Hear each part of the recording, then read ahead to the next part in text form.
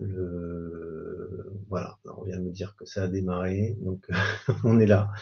Donc bonjour et bienvenue à ce webinaire. Voilà, la thématique, c'est le retournement de marché et d'installer la résilience dans les organisations.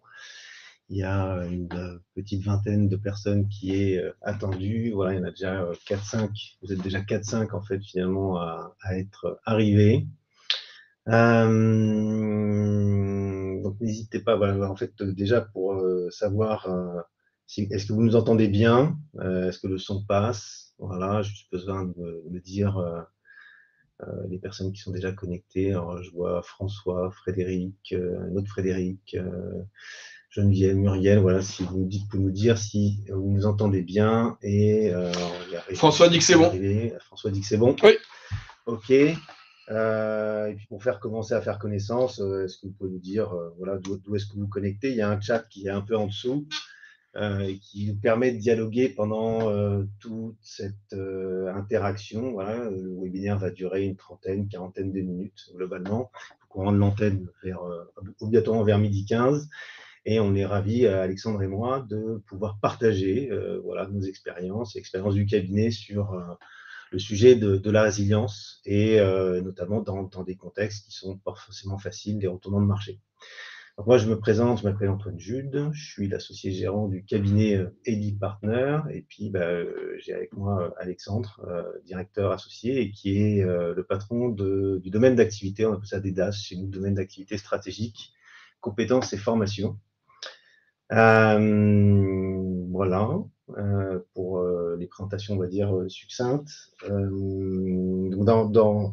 Dans les points, aujourd'hui, cette conférence, elle est centrée pour des personnes qui sont soit directeur général, soit patron, soit directeur de service, soit responsable d'équipe, des consultants aussi qui sont les bienvenus et qui ont aussi peut-être des problématiques, notamment chez eux ou dans leur boîte de conseil, ou également chez leurs clients sur ces sujets de résilience. Et c'est pour ça qu'on vous propose, en démarrant, aussi 3 questions afin de pouvoir adapter le contenu de ce webinaire qui se veut interactif, le plus interactif possible. On vous propose 3 questions avant de démarrer pour à la fois faire connaissance et puis à la fois commencer à amener le sujet. Donc, c'est dans ces 3 questions, la première, c'est dans quel business vous êtes, parce que forcément, quand on est dans une TPE, le retournement de marché et la résilience n'est pas exactement la même façon de s'y prendre quand on est dans une grande entreprise. Pareil également, en fonction des secteurs, hein, en ce moment, il y a des secteurs qui sont plus ou moins chamboulés, on va dire la pharma, la tech, dans le sens où c'est des marchés qui ont beaucoup profité pendant la crise et qui aujourd'hui se retournent. À l'inverse de l'automobile qui, elle, a connu une grande crise, on va dire en 2020, et qui aujourd'hui commence à se retourner cette fois-ci, mais dans l'autre sens, dans le bon sens du terme. Donc voilà, ça nous intéresse, si vous pouvez nous partager, chacun d'entre vous, quels sont les secteurs dans lesquels vous êtes, les entreprises aussi, dans le sens TPE, grande entreprise, pas besoin de nom. Hein. Et puis l'obstacle numéro 1 en matière de résilience dans l'organisation, dans le sens où ça peut être des problématiques qui sont différentes. La résilience, on en reparlera un petit peu tout à l'heure. Mais forcément, quand on est... là, peut-être que je t'ai laissé la main sur les images que tu as choisies. Oui, bien sûr. Alors, au-delà du fait que l'on aime bien le bateau chez Elite Partners comme l'automobile, parce qu'on travaille avec ces secteurs, pourquoi on a choisi ces deux photos? Généralement, dans le monde du management, euh, on parle de petits bateaux, gros bateaux, parce qu'on va parler d'agilité, mais quand on parle de résilience, en fait, c'est une toute autre raison. Effectivement, un voilier comparé à un ferry est plus agile, mais il a aussi certaines contraintes que le ferry n'a pas. Je m'explique.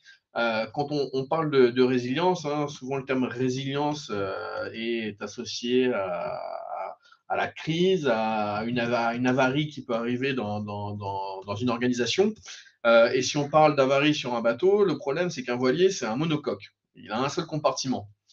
Donc, généralement, un voilier, lorsqu'il a une avarie, lorsqu'il prend l'eau, il y a peu de temps avant que le navire y sombre. Tandis que quand on parle d'un ferry, généralement, c'est des bateaux avec une carène, une coque qui sont conçus avec plusieurs compartiments et que lorsqu'il y a une avarie, suite à une crise ou toute autre problématique, généralement, on a un compartiment qui s'infiltre, mais il y a tout le reste qui permet de garder la proue au-dessus de l'eau. Et il peut se passer un certain temps avant que le navire sombre ou ne sombre pas en fonction de sa conception. Donc voilà, c'est pour ça qu'on vous a mis ces images de bateaux. Donc en fonction aussi de la structure dans laquelle vous êtes, plus ou moins grosse, est-ce que c'est une PME, une ETI, une grande entreprise,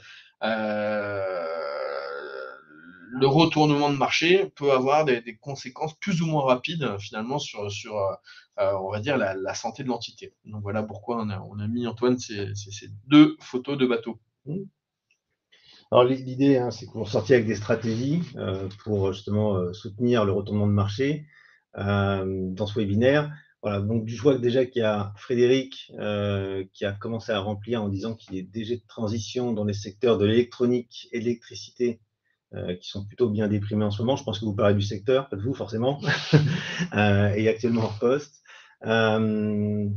Ok, d'accord. Donc du coup, l'électronique, l'électricité, et donc en lien, j'imagine, avec peut-être les sujets sur le marché de l'immobilier qui s'arrête un peu ou autre, et qui fait que bah, du coup, les ventes de composants, j'imagine, se vendent moins, hein, ou voilà. Enfin, c'est quoi du coup les problématiques que vous rencontrez sur la résilience, en fait, sur ce secteur-là, par exemple? Est-ce que vous pouvez donner quelques exemples là-dessus? Je vois qu'il y a quelqu'un qui écrit aussi.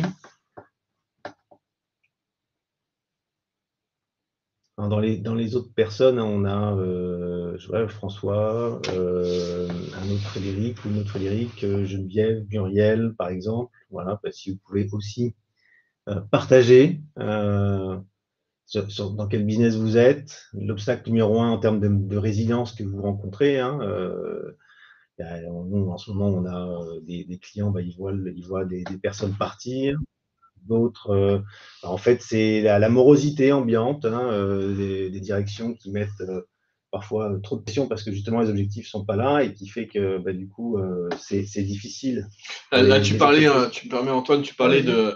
du secteur de l'immobilier. Alors, je ne sais pas si ça a un lien avec ce que Frédéric voulait partager, mais moi, je peux partager un exemple personnel. Aujourd'hui, j'ai une de mes connaissances professionnelles qui dirige plusieurs agences immobilières sur Paris. Par rapport au retournement de marché qu'il y a en ce moment avec, vous savez mieux que moi, les taux qui évoluent, les différentes contraintes. Aujourd'hui, sa question, c'est j'ai des ressources dans la structure. J'ai un top 10 de commerciaux qui font le business. J'en ai 70 autres qui n'ont plus rien. Qu'est-ce que je fais aujourd'hui des ressources inoccupées? Bien sûr, on ne peut pas aujourd'hui se dire je mets tout le monde à la porte parce que vis-à-vis des banques, ça fait mauvais genre. Donc voilà, c'est une vraie question. C'est quelle stratégie de résilience mettons en place pour faire en sorte que ces personnes-là, la queue de peloton, qui sont la grosse majorité de son équipe, puissent être à nouveau productifs. Voilà. Okay. Bon, j'ai des compléments maintenant de réponse.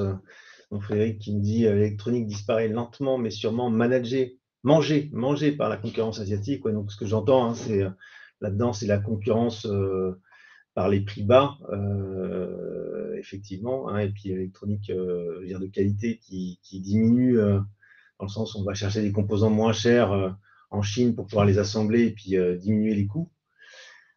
Donc ça, c'est des choses qu'on peut retrouver dans d'autres secteurs aussi. Un autre Frédéric qui dit qu'il est assistant de direction d'un syndicat de médecins. Le contexte est difficile pour les soignants membres du syndicat. Ok. Ok, donc pour les soignants, dans le sens, Alors, dans quel sens pour les soignants? Donc, si vous pouvez préciser, Frédéric. Et puis François, manager de transition dans la transformation, confronté à des pilotages financiers court terme au détriment des investissements pour garantir la pérennité long terme. OK. D'accord. Conditions de travail difficiles. OK. Dans le sens manque de moyens ou manque. Dans quel sens vous parlez de conditions de travail difficiles? Okay. Peut-être on va avancer le temps que tout le monde participe. Bon, juste une présentation de la société.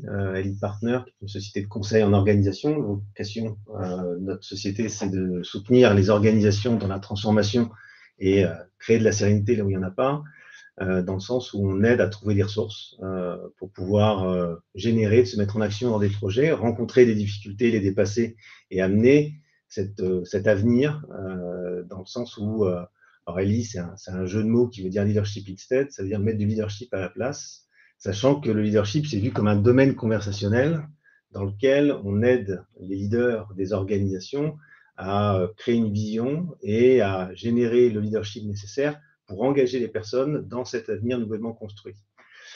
Et pour ça, on a 5 grands domaines d'activité. La compétence et formation qui est représentée par Alexandre ici. Le leadership de projet, pilotage de transformation, c'est mon domaine d'activité. Action sur site et valorisation, celui d'une autre associée qui s'appelle Lydia.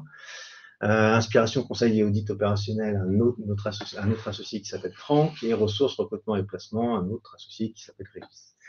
Voilà, avec un scope dans lequel voilà, on adresse principalement des grandes entreprises, des ETI, quelques PME, dans le sens où voilà, on crée par équipe, à la fois on remet une vision et on reclarifie les rôles et les responsabilités dans les organisations pour les amener à dépasser leur sujet, avec un point qui est central, qui est la sérénité, qui me touche beaucoup dans le sens où ce que moi j'ai vécu quand j'étais jeune, c'est que en fait mon père était un dirigeant et la frontière n'est pas forcément étanche entre le travail et la maison. Et souvent, quand on a des difficultés qui sont spécifiques et qu'on rencontre une façon d'affronter, enfin, un changement, en fonction de celui-ci, la façon dont on a de le vivre, on génère un certain type d'anxiété à la fois pour les clients, les salariés, et parfois ça ramène à la maison. Donc du coup, la vocation de cette entreprise, c'est de générer en fait de la sérénité en trouvant des ressources et en amenant finalement les entreprises et les dirigeants à se transformer et à conduire le changement en générant une vision qui inspire. Et de faire ça, pas uniquement une fois, mais de le faire au quotidien dans chacune des actions qui fait que ça amène de l'énergie. Dans le fonctionnement en fait de ces conférences, aujourd'hui on fait une conférence sur le retournement de marché pour installer la résilience dans les organisations. C'est en fait c'est la 5e conférence d'un cycle qu'on a commencé maintenant il y a 5 mois, avec différents domaines d'activité qui sont présentés. Évidemment, ce qu'on va vous présenter aujourd'hui, c'est le fruit de notre expérience et de sujets et de réflexions qu'on a menées en amont.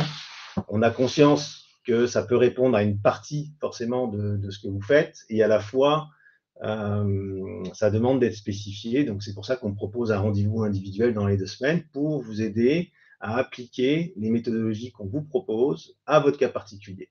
Savoir comment le faire et quels résultats attendre derrière. Voilà.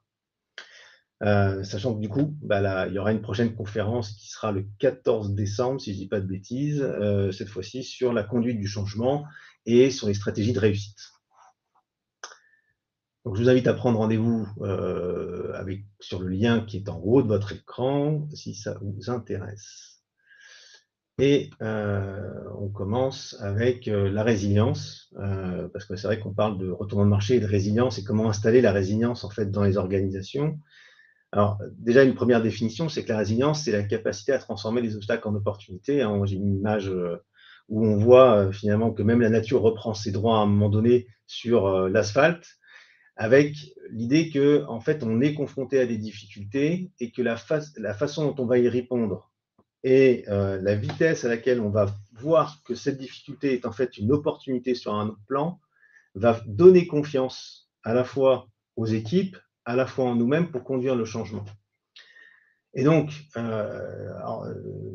souvent, ce qu'on fait, hein, c'est qu'on reproduit le passé, on voit une difficulté, on se dit encore une autre, alors qu'en fait, à partir du moment où on transforme déjà le mindset en se disant, OK, mais c'est une étape nécessaire pour aller vers mon objectif, et c'est un obstacle que je peux contourner, dépasser, passer en dessous, à un moment donné, vient déjà l'idée qu'on peut trouver des ressources puisque d'autres l'ont fait auparavant par rapport à notre cas particulier ou par rapport à d'autres cas dans lesquels on peut s'inspirer. Et plus vite je vois finalement l'apprentissage, le fait de grandir, moi-même, mon organisation sur le sujet, plus vite, en fait, on va transformer et on va trouver les ressources nécessaires pour pouvoir avancer.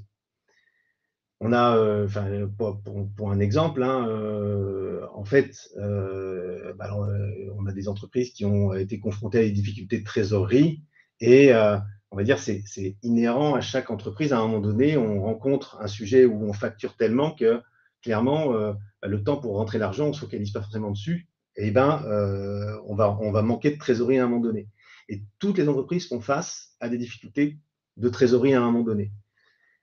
Donc l'apprentissage, c'est de voir que c'est un passage nécessaire pour grandir. Plus on se staffe, plus on grandit, plus c'est difficile, en fait, finalement, d'assurer la qualité nécessaire en termes de relance et de suivi. Donc ça nécessite de transformer le business. Et là, du coup, une de nos réponses à nous, quand on a rencontré cette difficulté, ça a été de proposer des acomptes maintenant aux clients pour récupérer l'argent et valoriser le temps de l'acompte. À partir du moment où on a fait ça, on a transformé la façon dont on gérait la trésorerie dans l'entreprise. Alors, bon, je donne un cas particulier, mais c'est pour donner finalement l'idée de ce que c'est que la résilience, parce qu'à partir du moment où déjà c'est communiquer aux équipes en se disant on rencontre une difficulté, on a un retournement de marché, c'est pas anormal. Déjà, ça devient juste inhabituel, dans le sens on n'en a pas connaissance, c'est la première fois qu'on rencontre le sujet. Plus vite, finalement, ça amène les équipes et les gens à se dépasser. Alors, je te laisse passer la main. Oui, un bon webinaire, on ne peut pas vous laisser partir sans vous donner des chiffres. Ce qu'on vous montre là, c'est une étude qui a été faite par PricewaterhouseCoopers sur à peu près 2000 dirigeants internationaux. Et dans les résultats de cette étude, eh bien, il y a 9 entreprises sur 10 qui déclarent avoir connu des perturbations majeures autres que la pandémie ces 2 dernières années. Alors, ce qui est intéressant dans ce chiffre-là, bon, déjà, c'est 9 sur 10, c'est une grande majorité absolue, mais c'est surtout post-Covid. C'est-à-dire qu'avec tout ce on a pu connaître sur la guerre en Ukraine, sur la crise des semi-composants et j'en passe et des meilleurs, depuis 2 ans, les dirigeants du monde entier font face à de graves perturbations.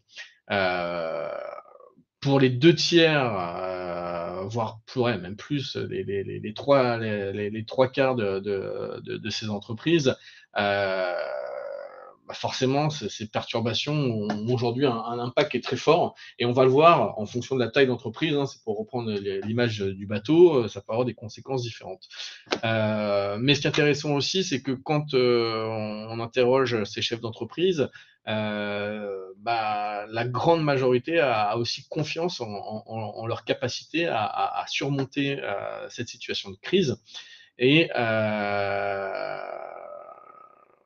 ce chiffre peut paraître extrêmement élevé, mais j'ai envie de dire merci Covid, merci la crise sanitaire, parce que moi je peux vous donner un exemple. On a un de nos clients qui est une captive automobile, et ce client, avant l'annonce du président Macron pour le confinement, cette entreprise a dû trouver en l'espace de 3 jours 500 ordinateurs portables pour équiper l'ensemble de sa plateforme de service client pour assurer la continuité du service. Donc ça c'est une anecdote, mais je pense qu'il y a plein d'entreprises dans le monde qui ont été confrontées à ces cas d'urgence entre guillemets par la crise sanitaire, et ce qui fait qu'aujourd'hui, malgré les autres crises, quelque part, ils ont eu de l'entraînement, ils ont été préparés. Je pense que si ce chiffre est absolument élevé, c'est parce que on a été confronté déjà à une crise grave avec le Covid. Et quand on regarde sur le... Ah, tu as été un peu trop vite. Ouais. Je pensais que tu voulais passer à l'autre Non, slide. non, non, non, non. Ce qui est intéressant, c'est que il y a des principes de résilience suite à ces différentes crises qui ont été mis en place dans les entreprises. Mais si on parle d'un plan de résilience ou carrément intégrer la résilience dans la stratégie, là, pour le coup, on est à 1 sur 5. Et là, finalement, c'est vraiment peu. C'est-à-dire qu'on a conscience, on sait rebondir, mais 1 sur 5 seulement, c'est anticiper les futures crises à travers un plan de résilience. Et il y a aussi ce que moi je vais appeler la résilience artificielle.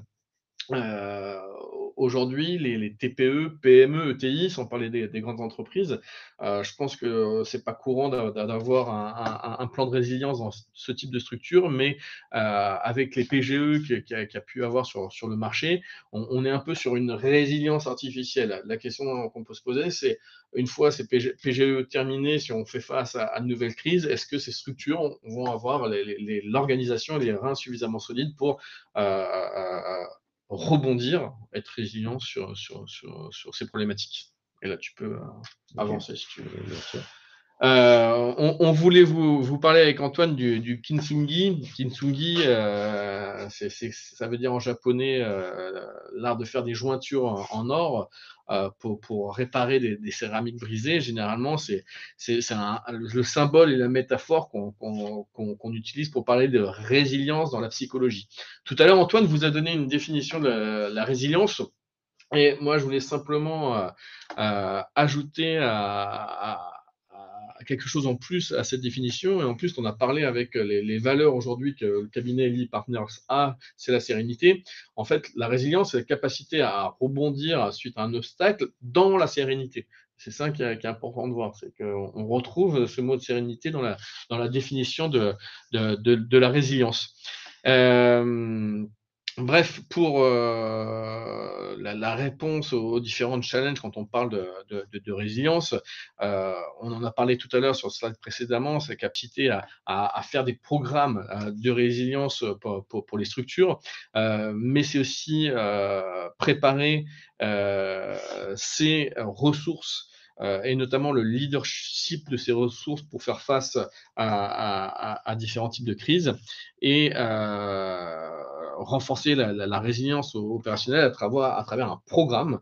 C'est ce qu'on appelle les programmes de résilience dans les structures.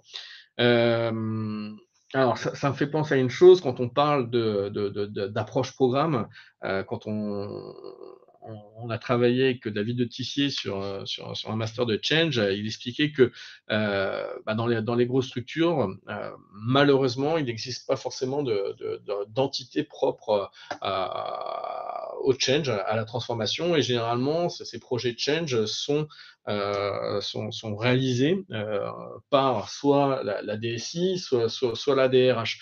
Et qu'aujourd'hui, il faut casser un peu ces mythes et ces us et coutumes et faire de vrais programmes de transformation à travers de vrais services de transformation. Et finalement, pour la résilience, si on regarde ça, et peut-être dans les années à venir, ce qu'on va voir apparaître dans les structures, c'est des structures vraiment sur la résilience. Et ça, c'est vraiment un concept nouveau dans l'organisation mondiale des entreprises. Tiens. Alors concrètement, des bonnes pratiques. La bonne pratique numéro 1, finalement, c'est tout d'abord de réaliser un diagnostic. On a marqué maturité du leadership à conduire le changement, dans le sens où les problématiques qu'on peut rencontrer quand on est face à une difficulté, déjà, tout le monde ne va pas les vivre de la même manière. Et donc, la façon de les vivre, déjà, c'est important de pouvoir les reconnaître chez les personnes qui sont impliquées par ce changement. Si je prends des exemples, on a dans ce que vous avez dit, un sujet sur la concurrence asiatique, c'est-à-dire finalement le fait d'aller chercher et de diminuer les coûts et d'avoir une concurrence qui est très forte. À un moment donné, le dirigeant va le vivre d'une certaine manière, mais aussi tous ces relais managériaux vont le vivre d'une certaine manière et ça va descendre au niveau des employés. Est-ce que ça descend l'énergie des gens ou est-ce que la façon de parler de la problématique régénère finalement l'énergie, la façon de voir les choses qui fait qu'on voit ça plutôt comme un défi à relever, un sujet sur lequel on a à réfléchir et on peut y trouver des solutions parce qu'il y en a d'autres qui l'ont fait. Pareil pour le médical et des sujets sur le fait qu'en gros, on a peur d'investir. À un moment donné, si on ne fait pas un diagnostic de comment les gens vivent ce changement, on va se retrouver avec des gens qui vivent dans la peur et qui vont prendre des décisions en fait dans la peur et qui vont impacter l'ensemble des salariés en leur disant ok, votre job, bah, il est peut-être remis en question ou ça va être difficile et la façon de se lever le matin, elle n'est pas celle d'un gagnant, on va dire entre guillemets, mais plutôt celle de quelqu'un qui va vivre la situation et surtout qui est contraint et obligé de la vivre et de trouver des solutions. Donc la première idée, c'est de diagnostiquer à la fois comment on perçoit la situation et comment les personnes dans l'organisation perçoivent la situation et à la fois comment ils perçoivent le nouveau point d'arrivée. Parce qu'en fait, à ce moment-là, il s'agit de positionner le fait d'un avenir dans lequel on a résolu la difficulté, on l'a vu autrement, on a changé la façon d'entreprendre. Et donc, du coup, la perception qu'ont les gens de la réalisation de ce plan et de leur capacité à pouvoir eux aussi s'inscrire à l'intérieur. Alors, je prends l'image du GPS, c'est pour ça que j'ai mis un GPS, parce que souvent, dans les plans de transformation, quand il y a des retournements de marché, on fait au plus vite, on fait au moins cher, on tâtonne, au lieu finalement de se dire, OK, je projette une vision, je regarde comment les gens le vivent et j'accompagne pour y aller avec de la certitude. Et ce qui est en train de se jouer, c'est exactement comme on fait quand on dit, OK, ben voilà, on veut aller à un endroit, par exemple, on veut aller à Nice, et on n'est pas en train de prendre en considération, donc on dit à tout le monde, bah, OK, rendez-vous sur le quai à Austerlitz pour pouvoir prendre le train de nuit, par exemple, alors qu'en fait, on a des équipes qui sont à Lyon, à Rennes, à Bordeaux, et donc du coup, ce n'est pas le même chemin. Donc c'est à ce moment-là un point important déjà de faire un constat, de se dire, OK, voilà, nous, le point qui est visé, il est là, voilà où on est, voilà où les équipes sont, et de construire à la fois des chemins personnalisés et une route qui fait que l'ensemble ou la majorité des gens sont inclus à l'intérieur. Et du coup, ça amène une énergie, une façon de voir les choses qui amène les gens à trouver des ressources. Alors, j'ai mis aussi l'image de la roue, et j'aime bien celle-là parce que voilà, quand il y a les retournements de marché, souvent on dit ok, on est trop occupé, non merci, alors qu'en fait, il y a des solutions qui existent et qui sont soit à l'extérieur, soit à l'intérieur de l'organisation, mais on ne prend pas la peine finalement de les regarder. Et c'est à ce moment-là où c'est important de prendre ce temps nécessaire de réflexion et de partager ensemble à la fois ce chemin et à la fois l'endroit d'où on part pour pouvoir constituer ce plan de route et se focaliser ensemble sur le même objectif. Alors, comment est-ce qu'on fait ça en général pour réaliser le diagnostic de la maturité? Parce qu'on pense que les changements se jouent à la fois au niveau de la direction et au niveau des relais managériaux. Et ben, on a donc du coup ici un diagnostic globalement qui est fait sur 1 à 2 mois avec à la fois au départ un diagnostic qui est flash où on interviewe finalement chacune des personnes sur à la fois son sentiment de degré et de maîtrise du changement actuel et à la fois la capacité et les compétences pour pouvoir le réaliser et changer ce sujet-là et adresser les problématiques. On fait ensuite une restitution à l'ensemble de la direction avec des préconisations pour les équipes qui fait qu'ils ne sont plus focalisés sur le problème et sur la difficulté qu'ils sont en train de vivre, ils sont focalisés sur OK, on prend la route, on met le pied sur la première marche de l'escalier, la deuxième, la troisième, et on voit qu'on est en train d'avancer en direction de la lumière.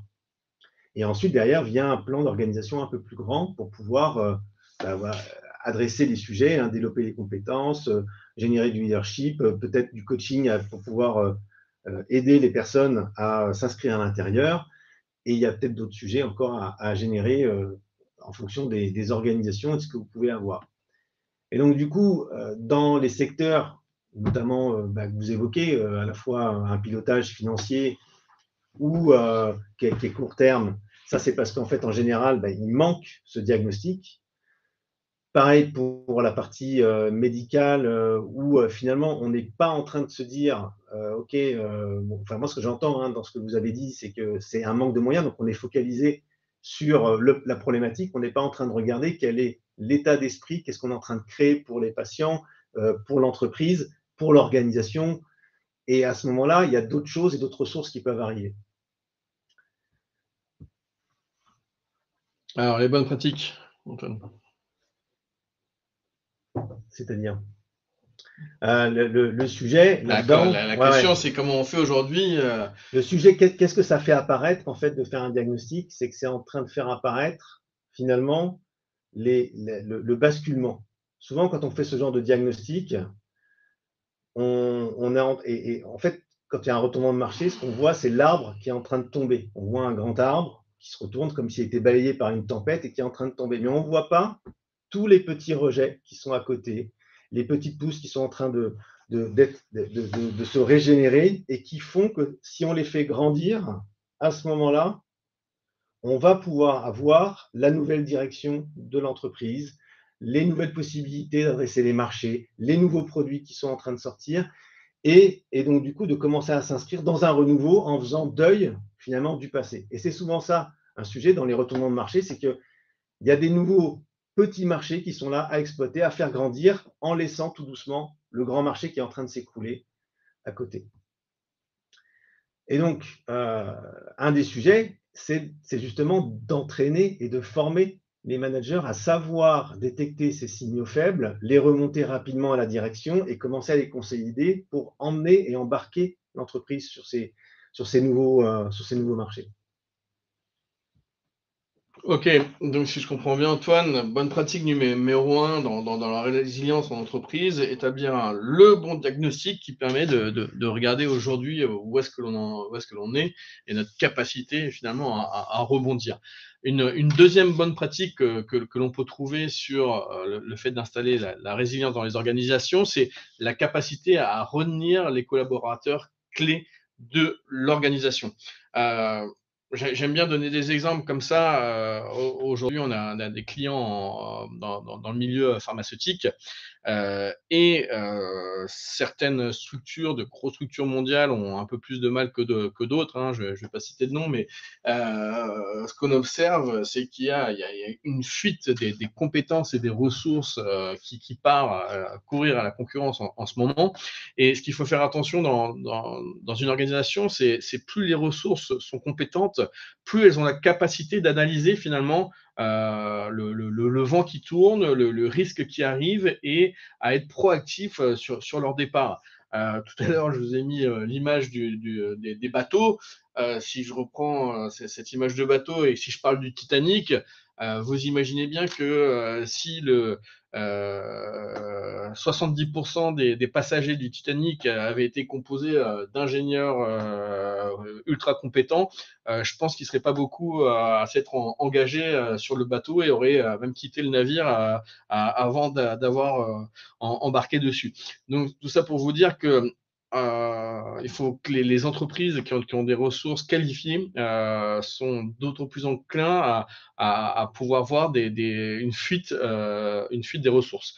Si tu peux et puis surtout, une fois qu'on a le retournement de marché, c'est important de garder justement les leaders de l'organisation pour pouvoir embarquer l'ensemble des équipes. Donc c'est à ce moment-là une étape clé, une fois qu'on a fait le diagnostic, de savoir exactement quoi faire pour retenir ses collaborateurs, parce que c'est eux qui sont vecteurs du futur changement. Et donc, ouais. dans ce point-là, vas-y si tu veux. Non, mais pour rebondir sur ce que tu dis, il faut identifier les personnels clés de l'entreprise, mais qu'est-ce que ça veut dire du personnel clé en fonction des organisations? On peut avoir des définitions qui sont complètement différentes. Et justement, ce qu'on va demander au board, au CODIR, c'est de pouvoir justement s'aligner sur une définition de qu'est-ce que un personnel clé.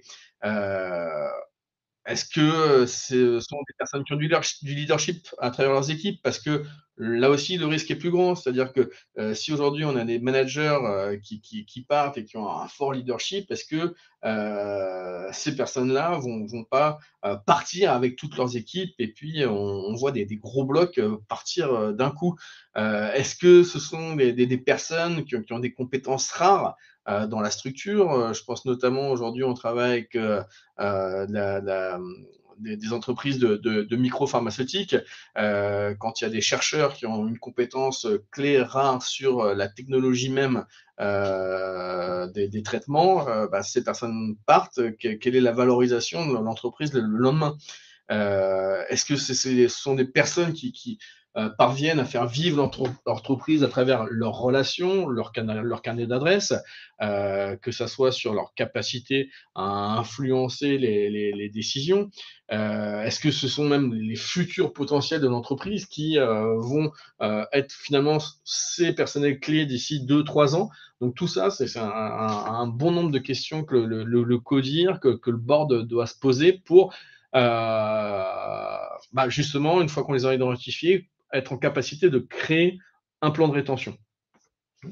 Peut-être compléter sur, une fois qu'on Ouais, a créé un plan de rétention, les leviers pour l'actionner, quoi. bah, alors, le plan de rétention, il y a plusieurs sujets à l'intérieur, hein.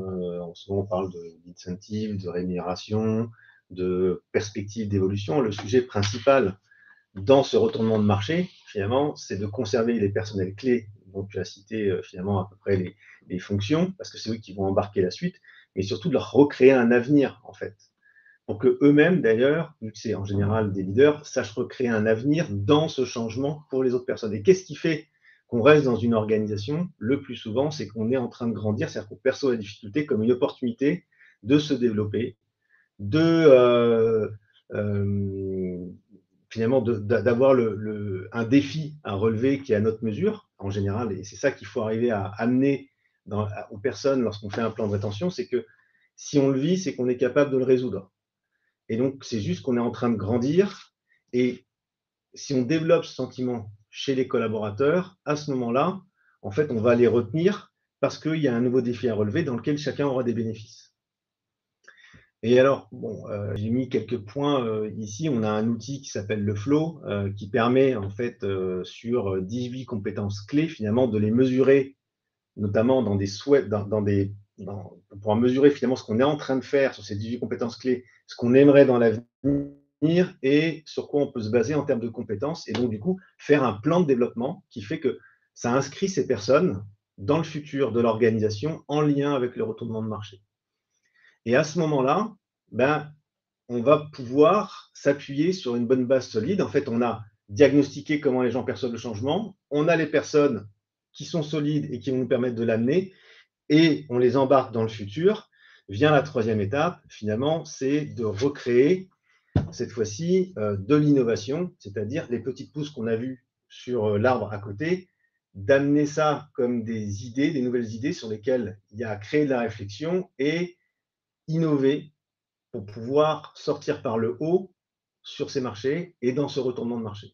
Alors, si tu permets, nous aussi, on a innové. Parce que je crois qu'on a créé un outil en ligne justement, quand tu parlais sur le slide précédent de la capacité à identifier les personnels clés. On a un outil qui s'appelle Foursquare. Oui. Et cet outil-là, il tire son originalité et son innovation, c'est que on arrive aujourd'hui à mixer finalement des compétences sur des fonctions bien précises et qui sont complètement paramétrables, pardon, avec les valeurs de l'entreprise et ce à quoi on aspire justement quand on parle de résilience. Voilà, c'était juste un aparté. Et là, sur cette bonne pratique numéro 3, sur comment on fait pour focaliser les équipes sur l'innovation, là encore, ça me fait penser pour ne pas le citer, un leader mondial de la distribution automobile qui a le nom d'une galaxie aujourd'hui. On a eu la crise des semi-conducteurs, c'est-à-dire qu'aujourd'hui, les constructeurs étaient en incapacité de livrer des véhicules neufs puisqu'ils ne pouvaient plus les produire. En très peu de temps, bon, je vais le dire, hein, Stellantis a réussi, et notamment en France, à créer le premier réseau de vente de voitures d'occasion. Et ça en très peu de temps, parce qu'ils ont réussi à mettre l'énergie des équipes au bon endroit. Et c'est incroyable. Et même aujourd'hui, en faisant ça, ils ont réussi. Alors bien sûr, il y a la demande de marché qui joue, mais à rendre finalement des lettres de noblesse au marché du véhicule d'occasion. Ils l'ont même fait en marque blanche, parce que aujourd'hui, le réseau Spot My Car appartient à Stellantis.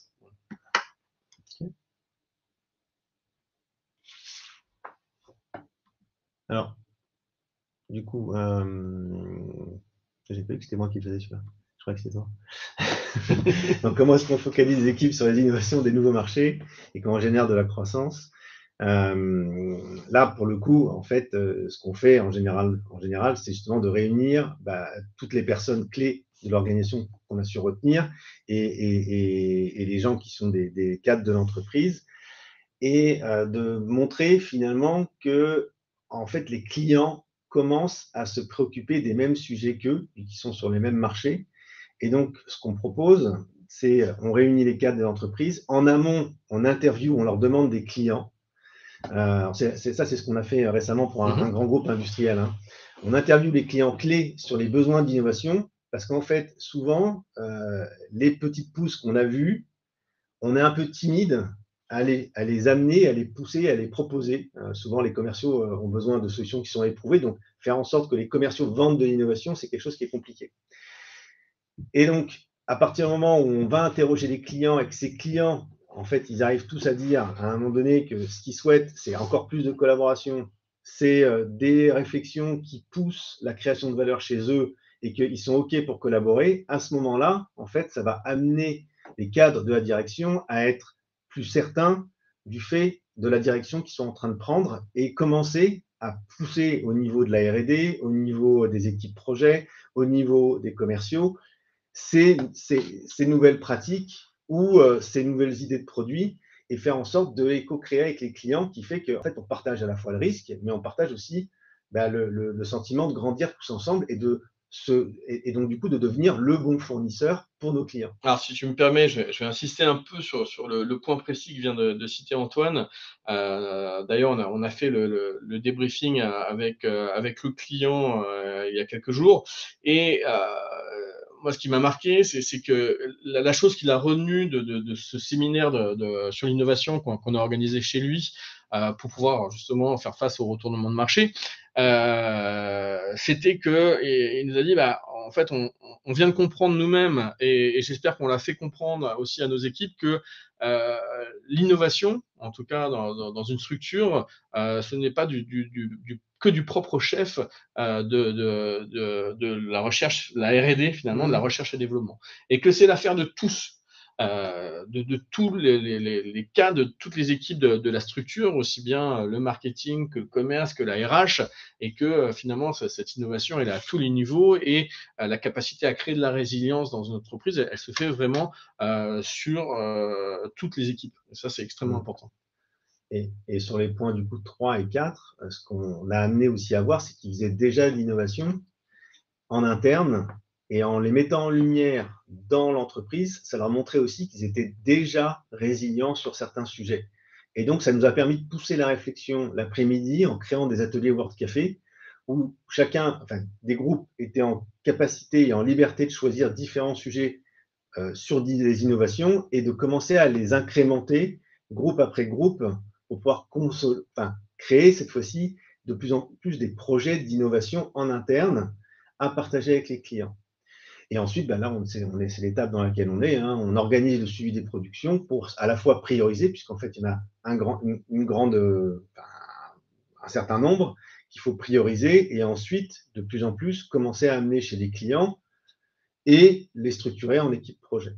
Et donc, du coup, on est en train aussi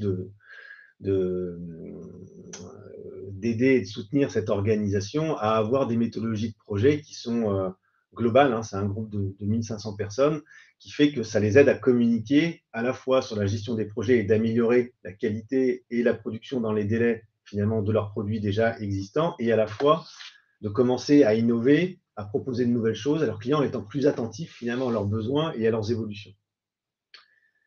Voilà donc trois grandes idées pour pouvoir retourner et dans les retournements de marché, finalement aider et soutenir l'entreprise à être résiliente, hein. La première, c'est de diagnostiquer le changement et ce que les gens sont en train de vivre pour leur montrer que c'est quelque chose qui est normal et qu'ils ont une opportunité pour eux. Deuxièmement, retenir les talents clés qui fait que on a une base solide pour pouvoir conduire le changement et embarquer l'ensemble de l'entreprise. Et enfin, faire émerger des innovations et des idées de produits qu'on est en train de mettre et qu'on va co-construire avec les clients, qui fait que naturellement, au fur et à mesure, l'entreprise se retourne et prend position sur ces nouveaux marchés. Donc conseil, hein, organisez ce type de séminaire d'innovation chez vous ou chez vos clients et vous allez voir, vos clients vont vous dire merci, ça c'est sûr. Alors, si on revient aussi aux préoccupations que vous aviez dit pour certains en début, alors déjà, comment est-ce que ça peut répondre, ça répond à vos attentes sur les marchés, voilà, je me rappelle de l'électricité, il y a le pilotage financier, il y a la partie médicale.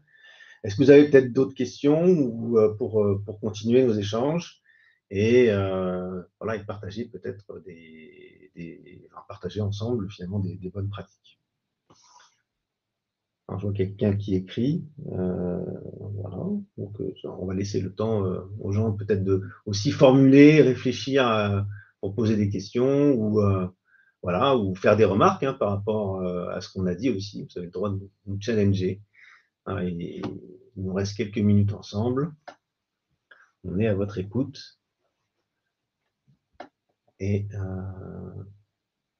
avec l'idée voilà, de soutenir votre réflexion. Hein, pour ceux qui ont des problématiques individuelles, on est conscient aussi que ça ne répond pas à tout.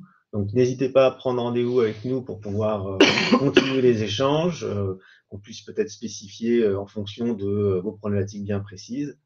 Ce sera intéressant. Alors, je vois que quelqu'un écrit toujours.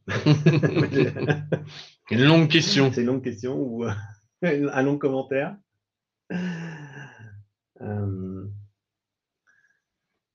Alors, Frédéric qui nous dit notre champ d'action est vraiment vaste, leadership, stratégie, gestion du changement, RH, marketing, innovation, etc. Pourquoi appeler ça résilience quand il s'agit de la vie normale du management et l'entreprise? La question est très pertinente. C'est vrai que bah, c'est vrai que c'est la vie de l'entreprise d'être confronté à, on va dire, à des problématiques, des sujets, des points à résoudre pour pouvoir à la fois grandir et faire grandir leurs clients ou tout simplement, on va dire, l'humanité si on cherche un peu plus loin. Euh, on peut dire que la vie normale du management et de l'entreprise, c'est de résoudre des problématiques et de transformer les obstacles en opportunités. C'est pour moi une bonne définition. C'est la définition, en tout cas, de ce qu'on va distinguer du management traditionnel. Il y a des entreprises, des directions où le management, c'est du management de gestion. On gère la croissance, on gère la décroissance, on fait de la gestion un peu plus au millimètre. On n'est pas forcément en train de conduire un changement complet. Il y a un exemple qui me vient, c'est que dans la restauration, souvent, c'est du management de détail, de gestion. Pareil, dans la distribution au détail, on est plus dans de la gestion que dans de la transformation. Alors, sur du long terme, oui. Sur du court terme, non. Oui, et puis il y a énormément, ça serait bien que ça fasse partie de la vie normale des entreprises, mais il y a plein de même des méga structures qui avaient pas créé de plan de résilience ou de structure de résilience au sein de leur propre entité. On peut prendre, je sais pas, moi j'ai en tête la crise qui a touché le marché automobile, notamment à Détroit, il y a une dizaine d'années, où on a vu la faillite de General Motors, on a vu la faillite de Chrysler, parce qu'ils n'ont pas su rebondir face à cette crise du marché, ils n'ont pas su rebondir face à la nouvelle concurrence, à anticiper le vent qui tournait sur l'électrique, etc., plein de choses. Donc, c'est là aussi peut-être que l'idée pour des grosses structures, c'est de créer des programmes de résilience avec des gens dédiés à la résilience. Et c'est là où c'est un petit peu différent du monde normal de l'entreprise, c'est-à-dire qu'on met la lumière dessus à un moment donné.